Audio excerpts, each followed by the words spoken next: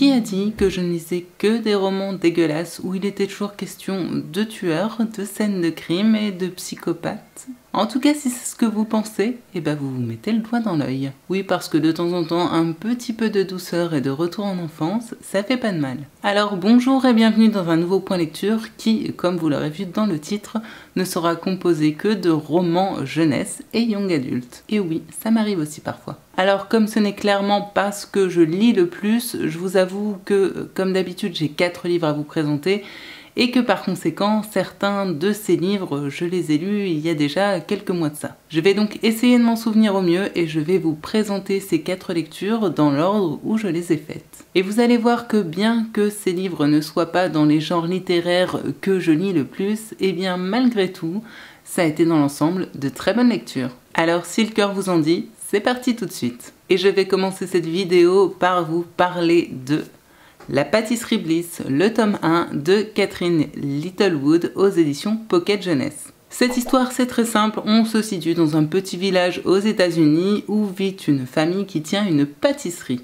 Oui, sauf que cette pâtisserie n'est pas ordinaire puisque la mère qui concocte ces pâtisseries semblerait avoir quelques petits pouvoirs magiques. En effet, les recettes de la famille ne sont pas vraiment ce qu'on pourrait appeler des recettes classiques, puisqu'elles permettent de révéler la vérité ou encore de faire tomber amoureux les gens. Tout se passe pour le mieux dans ce petit village jusqu'au jour où les parents sont appelés à la rescousse dans un autre coin du pays afin de régler un problème grâce à leur pâtisserie magique. Les enfants de la famille vont donc rester sur place et plus particulièrement le personnage de Rose qui va être le personnage principal de cette histoire, qui est donc la fille la plus âgée de cette famille et qui a comme une grosse envie elle aussi de faire de la pâtisserie magique. Bien sûr, vous vous en doutez, des gamins qui sont à peu près livrés à eux-mêmes avec de la magie, il y a quand même de fortes chances pour que ça parte en sucette. Magie, pâtisserie, sucette... Ok, ma blague était nulle. Et d'ailleurs, elle était même pas voulue. Bref, vous l'aurez compris, vous n'avez pas besoin d'en savoir plus. Tout ce que je peux vous dire, c'est qu'on va être dans un univers tout plein de pâtisserie, de sucreries, de douceur et de magie. Et un peu d'espièglerie aussi. Pour moi, ce roman jeunesse a été une jolie découverte, légère, feel good et sucrée à souhait. Alors oui, clairement, on reste sur de la lecture jeunesse, donc ne vous attendez pas à un second degré de lecture.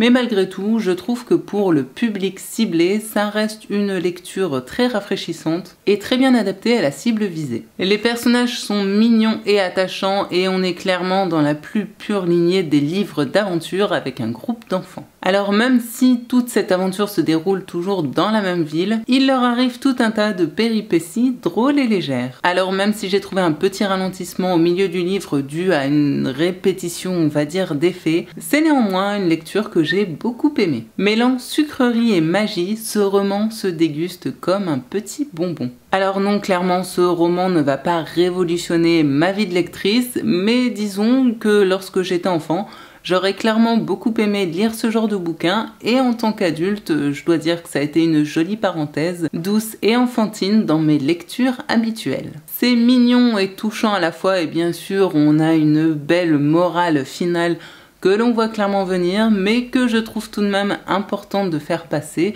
pour le public ciblé. Et c'est donc avec beaucoup de gourmandise que je n'hésiterai pas à découvrir le tome suivant. J'ai ensuite lu Émile l'intraitable Zola de Bertrand Puard aux éditions Hachette. Et je vous avoue que j'avais plutôt hâte de vous parler de ce petit bouquin. Oui, petit, comme vous l'aurez vu. Alors pour le résumé, je vais faire très simple. On suit tout simplement Émile Zola dans sa 12e année, il me semble. Émile Zola, enfant qui va tout simplement devoir partir à l'aventure pour découvrir un secret autour de son père. Et non, je ne vous en dis pas plus parce qu'il n'y a vraiment pas besoin d'en savoir plus sur cette histoire. Et comme je l'ai dit, c'est très court, donc on va éviter les spoils. Et si j'avais hâte de vous parler de ce petit livre jeunesse, c'est tout simplement parce que pour moi, ça a été un véritable coup de cœur. J'ai adoré ce petit roman plein d'aventures, de personnages touchants et intéressants, et surtout plein de mystères. Et que dire des très belles illustrations qui complètent merveilleusement bien ce roman. Plutôt que de vous en parler, je vais tout simplement vous les montrer. Le livre est donc composé de plusieurs illustrations qui illustrent un petit peu ce qui se passe dans le roman, dont voici quelques exemples. En voici une, ou encore celle-ci que j'aime tout particulièrement. Et on en a bien sûr à chaque en-tête de chapitre. Bon alors je ne vous les montre pas toutes, histoire de ne pas vous spoiler toute l'histoire, mais sachez que ce roman en est truffé. J'ai tout d'abord vraiment beaucoup aimé le principe de ce roman. Nous avons donc ici une histoire qui semble vouloir raconter l'enfance d'Émile Zola et qui, au travers de différents détails et différents personnages, nous présente finalement les prémices de ce qui sera son œuvre future. On en apprend donc plus sur Émile Zola et je trouve surtout que ce roman nous donne envie de fouiller un petit peu plus la vie de cet auteur afin de le connaître un petit peu mieux. Bertrand Puart incorpore également à ce roman le personnage de Paul Cézanne, ce qui lui permet de donner une petite touche un petit peu artistique à son récit et ça j'ai plutôt bien apprécié. J'ai trouvé ça terriblement culotté et très intelligent d'incorporer à ce livre jeunesse deux personnalités très importantes mais qui sont pourtant très loin de l'univers des livres jeunesse habituels. C'est donc avec beaucoup d'intelligence, je trouve, que cet auteur amène un public jeunesse à être un petit peu plus curieux quant à la littérature classique ou même à l'art en général. Du coup, en tant qu'adulte, je me suis complètement retrouvée. J'ai beaucoup aimé chercher les corrélations entre fiction et réalité historique. Alors pour les plus jeunes, je dois dire que je recommanderais tout de même cet ouvrage pour les lecteurs à partir de 10-12 ans qui sont un petit peu habitués à la lecture parce que le langage, parfois un peu ancien et soutenu, peut paraître un petit peu déroutant. Mais le meilleur conseil que je pourrais donner, c'est vraiment de dire aux parents de lire ce livre avec leurs enfants afin de pouvoir leur expliquer l'histoire sous-jacente de ce roman et éveiller leur curiosité envers Paul Cézanne et Émile Zola et peut-être aussi les intéresser à en savoir plus sur le sujet. Et croyez-moi, les petits comme les grands y trouveront leur compte. Sans problème. C'est donc avec beaucoup de plaisir que je souhaite découvrir les autres livres de cet auteur dans cette même collection puisqu'il en a également sorti un concernant Victor Hugo et un autre concernant Alexandre Dumas. J'ai donc plutôt hâte de m'y plonger. Et si vous avez lu tous les livres justement de cette collection, n'hésitez surtout pas à me dire en commentaire lequel vous avez préféré. En tout cas, moi celui-là, je dois avouer que c'est plutôt un bon départ. Je ne connaissais pas du tout Bertrand Puart, mais j'avoue qu'avec ce bouquin-là, j'ai comme une petite envie de m'intéresser à sa plume et au roman qu'il a pu sortir. Pour résumer, ce livre, gros coup de cœur, que je recommande à tous les petits comme à tous les grands. J'ai ensuite lu il n'y a pas très longtemps Sherlock, Lupin et moi, le mystère de la Dame en Noir aux éditions Albin Michel Jeunesse, écrit par Irène Adler.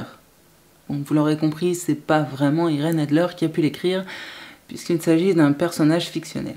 Et malgré toutes mes recherches, je n'ai pas trouvé qui est le ou la véritable auteur de ce bouquin. Si vous avez la réponse, là encore, n'hésitez surtout pas à me donner l'info. Pour le résumer, c'est très simple, on va suivre Irène Adler qui part en vacances avec sa mère à Saint-Malo, où bien sûr elle va faire la rencontre de Sherlock Holmes et d'Arsène Lupin. Et vous vous doutez bien qu'avec ces trois-là, va y avoir une petite aventure qui va en découler. Pleine de mystères à résoudre et... Bref, vous connaissez le refrain. Un livre où on va suivre l'enfance de Sherlock Holmes et d'Arsène Lupin. Autant vous dire que cette saga, ça faisait un moment qu'elle me faisait de l'œil.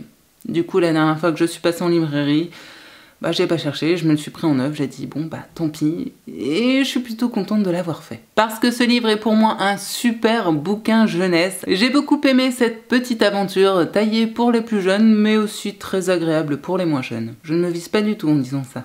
C'est bien écrit, pas trop enfantin, et j'ai surtout adoré retrouver au travers des différents protagonistes finalement les traits de caractère des personnages dont ils sont inspirés. En gros, Sherlock a bien les traits de Sherlock et Arsène correspond bien au caractère d'Arsène Lupin. Et j'ai trouvé ça plutôt cool de respecter les traits de caractère des personnages historiques, dirons-nous. Sherlock, Lupin et Irène sont drôles et attachants et j'ai beaucoup aimé que le récit soit écrit et raconté du point de vue d'Irène, une jeune fille, dirons-nous, plutôt intrépide, courageuse et forte. Et ça, en jeunesse, c'est plutôt cool. Alors oui, l'enquête et l'intrigue sont plutôt bateaux et il ne faut pas chercher un grand réalisme dans ce récit, mais néanmoins, je pense que ce roman peut être un très bon premier pas pour un public plutôt jeunesse, pour leur donner envie par la suite de découvrir les véritables aventures d'Arsène Lupin et de Sherlock Holmes.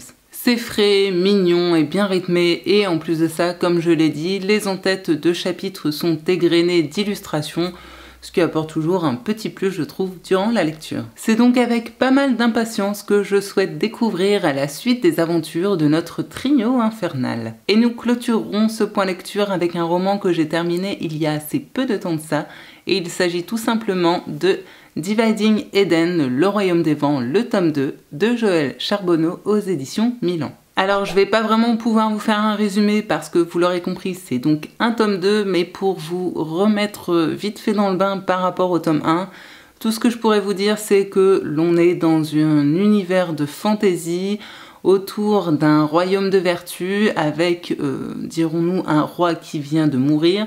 Du coup, on doit lui trouver une succession, sauf que la succession, eh bien, ce sont tout simplement ses enfants qui sont deux jumeaux, donc un probable futur roi et une probable future reine, et qu'il va falloir organiser des jeux pour les départager et savoir lequel des deux montera sur le trône. Nos deux jumeaux sont extrêmement soudés l'un à l'autre. La sœur a depuis toujours un espèce de rôle de protectrice par rapport à son frère. Il y a ça, une histoire de malédiction, etc. Mais je ne peux pas vous en dire plus.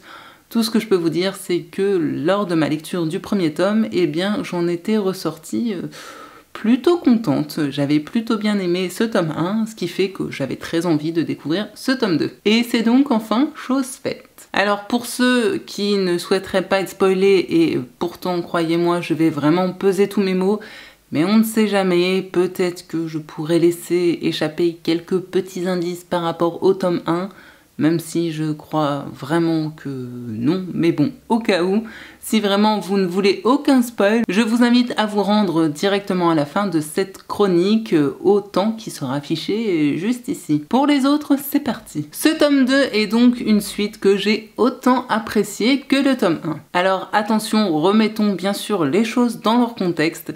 Je dois dire que je suis une grosse noob en matière de littérature fantasy et je pense que c'est pour ça que j'ai autant apprécié ce bouquin. Parce que pour les habitués du genre, je pense que ce livre sera bourré de défauts. Je pense. Pour ma part, en tant que novice, j'ai trouvé que pour débuter dans ce genre littéraire, ce livre était très bien. Il n'est pas trop long, le rythme est soutenu, les actions s'enchaînent sans cesse et l'univers est plutôt simple. Ouais, dit comme ça, on a l'impression que je parle d'un épisode des Power Rangers, mais je vous assure que c'est beaucoup mieux. J'ai dans l'ensemble aimé tous les personnages, même s'il est clair que pour moi ils ne sont absolument pas assez approfondis.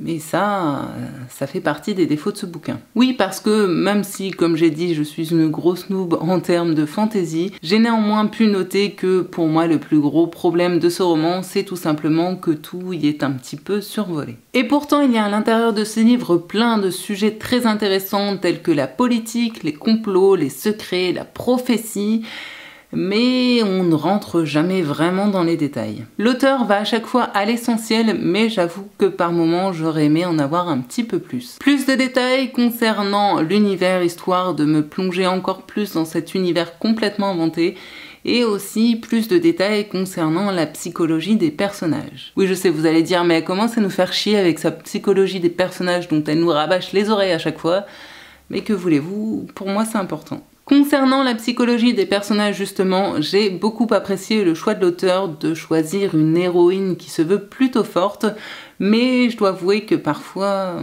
certains choix d'écriture m'ont semblé un peu faciles.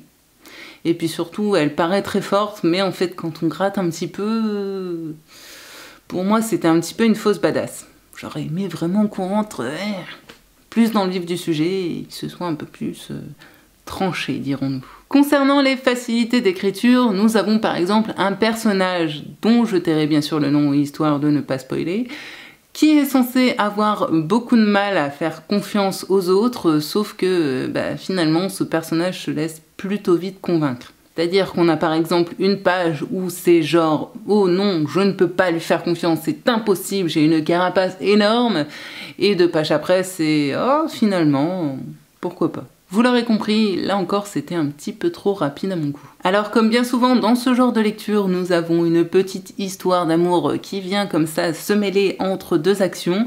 J'avais très peur que cette histoire d'amour prenne beaucoup trop de place dans ce récit, Mais ce n'a pas été le cas et ça c'est une très bonne chose pour moi. La fin comme le reste du récit est je trouve un petit peu précipitée. Et j'avoue que si cette saga reste une duologie, je serais un petit peu déçue, mais disons que la fin laisse la porte ouverte à une suite possible, alors j'espère qu'il y aura donc au moins un tome 3. Et si vous avez l'info, surtout n'hésitez pas, lâchez-vous et dites-moi. En clair, pour moi ce fut une lecture très agréable malgré ses défauts flagrants, mais qui personnellement ne m'ont pas vraiment dérangé. Je trouve donc ce roman parfait pour un public ado ou pour un public qui comme moi n'y connaît pas grand chose au genre fantasy, mais qui souhaiterait peut-être s'y mettre tout doucement petit à petit.